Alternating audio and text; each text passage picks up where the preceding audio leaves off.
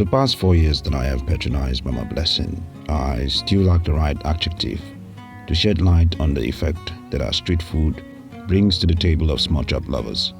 In simple terms, it is a delight from the realms of heaven. But to be more precise and direct in my session, Mama Blessing sells Akara, and it is the best in my area. Hi, my name is Uncle Don, and you are listening to This Thing in the Mud.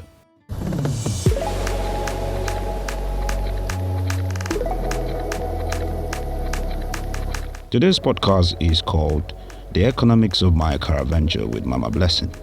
The story about the experience and the effect of my frequent purchase of Mama Blessing's delectable bean cake.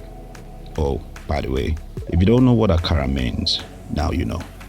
Bean cake, like most modern Afro shenanigans, have likened it to be, even though some overpatriotic comrade in some quarters think that is a denigration of the African culture by not calling our own food in its original name. And so for the sake of peace and to prevent spilling blood on holy ground, we are going to stick with the name Akara. It is said that every man has the point in his life where he draws the line in every battle that he fights. Every man has that point where he throws in the towel when a force greater than his willpower hits home. Well, that's just my own quote for the day, even though it sounds a little bit demotivating, I guess. But you get what I mean.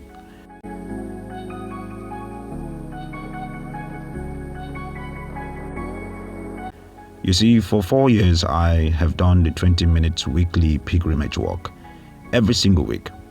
Well, except for months that I go on vacation to a different city. Every single week I make sure that my purchase of this soft brown fried delicacy called Akara goes in between another special craze, which is called agege bread, which gives it the perfect combo. You look at it and it looks like a beautiful couple hugging each other on a wedding day. Very happy. But this week, while taking stock of my life and doing an intense algebra on personal finances, it occurred to me that I was losing the war to something on the streets of Lagos. But before I go on, let me tell you why, like a typical bugger on the streets of New York or the streets of London, this too is a killer for most middle-class Nigerians. A little history.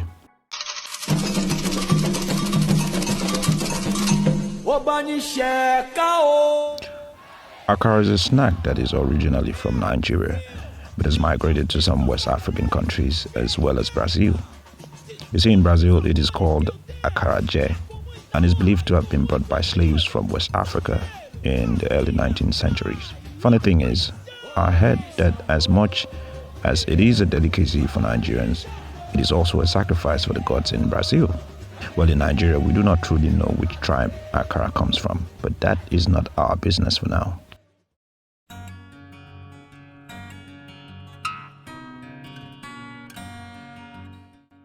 You see, as a kid growing up in the 90s, I remember buying Akara for 1 naira. 1 naira. It was big, and having 2 of it with what we call pap, a camel made out of corn flour, or the more fancy name called custard, in the morning for breakfast was enough to send you back to dreamland. You literally slept in class the whole day, if it was a school day. My mother made some in the house, but the street was always the go-to place.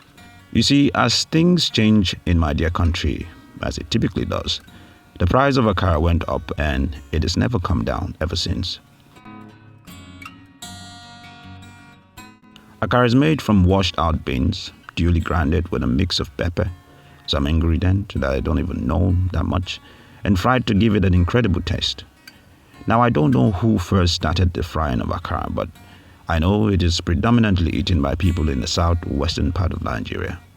The same way I do not know its origin is the same way I find it hard to understand why it has so much appeal by food lovers.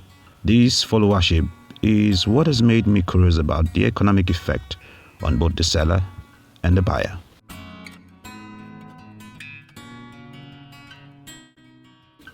On the streets of Lagos, there are quite a number of Akara sellers, and just to be clear, I have seen more men selling it than women. Totally different from what you would find in the South. You can find Akara sellers in major junctions and bus stops in the heart of Lagos, with a variety of fried small chops to go with. It is a delight to the human eyes. But how much do Akara sellers really make? In my area, a piece of Akara goes for 50 naira, and on average, you'd buy for 200 naira. For maximum enjoyment, 1,000 naira would do the trick, which means, on average, plus or minus, give and take, everything being constant, considering peak period of purchase, in a week, that number will climb up to 75,000 naira, and in a month, the least that any Akara seller would make would be 300,000 naira for selling just Akara. That's the starting salary of some working class persons in the bank or a fintech company. Some days back, I made the usual weekly walk to Mama Blessing's Akara spot. As usual, she was surrounded by Akara faithfuls, everyone standing on the side and looking at Mama Blessing turn over the bean mold one by one inside a teeming hot oil propelled by a high-intensity charcoal fire. I was the fourth person on the line, and the sheer sight of the frying process was as satisfactory as the eating process. You see, I had always thought that most people who patronized Mama Blessing's spot were bachelors or single people who needed a quick fix for the night and didn't really have the power of cooking after a day's job, or maybe a quick fix for breakfast. Well, I was wrong, totally wrong. As I stood there on the queue, I saw a car drive by from the opposite direction. It was driving towards us. It stopped at Mama Blessing's spot, and the engine went off. A man said hello to everybody. And guess what? It was my neighbor. Aha, so Mr. Ben also frequents Mama Blessing's spot. I was saying that in my head because Mr. Ben, name change for obvious reasons, had always teased me every time that I did buy my weekly Akara from Mama Blessing. And back home, he would say, "Don, I better go marry. This Akara no be the thing." Now in Nigeria, if you find someone you know in a place you'd probably not think they would be, the first thing that you say to quench the guilt in each other's mind is, "Oh, my brother, so you said they come here too." Now, wow. And then the both of you will laugh it off and shake to the obvious band in the air. That's exactly what happened. See, my neighbor saw me and hailed me from the car and said the exact words. I replied with, "Na so we see amo, my brother," and then we laughed it off. Like every other person, he had to wait on the line for the process, and while we stood there waiting, he made an order of 500 naira Akara and then changed it to 1,000 naira. In my head, I was like, okay, so I'm not the only one who makes this much order in a week. Considering the fact that I did not want my neighbors to see that I also spend as much every week on Akara, I asked Mama Blessing to fix him up before me so he could leave. When Mama Blessing sold him 1,000 naira Akara, his wife, whom I didn't even know was inside the car, and with his children, said to Mama Blessing, "Madam, you too small, I beg. Add 500 naira on, I beg."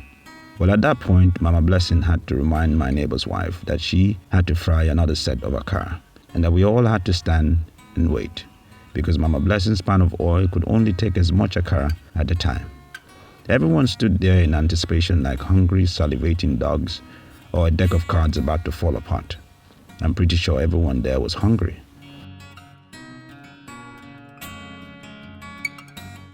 So what do you say in a gathering of Akara faithfuls looking unsure that this wonderful delicacy will reach them, or not? What if Mama Blessing suddenly gets tired and says she's not doing again? What if the fire goes off and we had to wait for another 20 or 30 minutes? Just what if? Everyone with folded hands and I guess biting their teeth for good luck.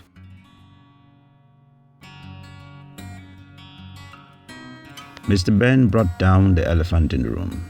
He started by saying, "Mr. Don," which I obviously wish he didn't call my name. "You know, the joy of buying this Akara is also to do the journey and watch the frying process." Well, I couldn't agree less, and so I nodded my head, not wanting to say anything. But Mr. Ben continued. Every other person on the line was quiet and waiting patiently to get their share and move away. It was like Big Brother was watching, and this was something that we were not supposed to talk about. Collect your share and move on. So even before Mr. Ben's conversation started, it had already ended.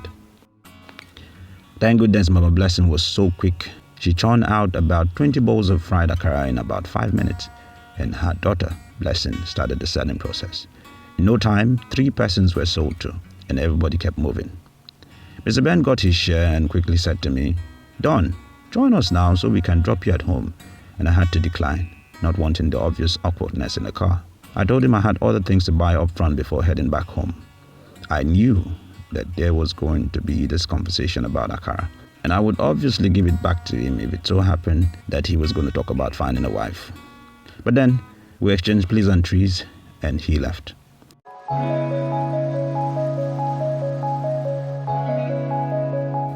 On my way back, I was somehow doing the maths and how much I spend on a weekly basis, and I realized that in a month that Mama Blessing was taking about 5,000 naira from my income. And that was an interesting fact to know. There is a saying that something must kill a man. I have tried not to subscribe to that rubbish. I've always made it a point of duty to amend my life accordingly, taking lessons as I go. I believe wherever the shoe bites the most, one should pull it off. This has always been my mantra, and so making sure that these factors are considered moving forward in my life. Guess what? I have decided to stick with Mama Blessing's Akara. Every hater can burn in hell. Yes, you heard me. Because no one should disrupt your happiness. Never. Not even married people. And that is what is in the mud.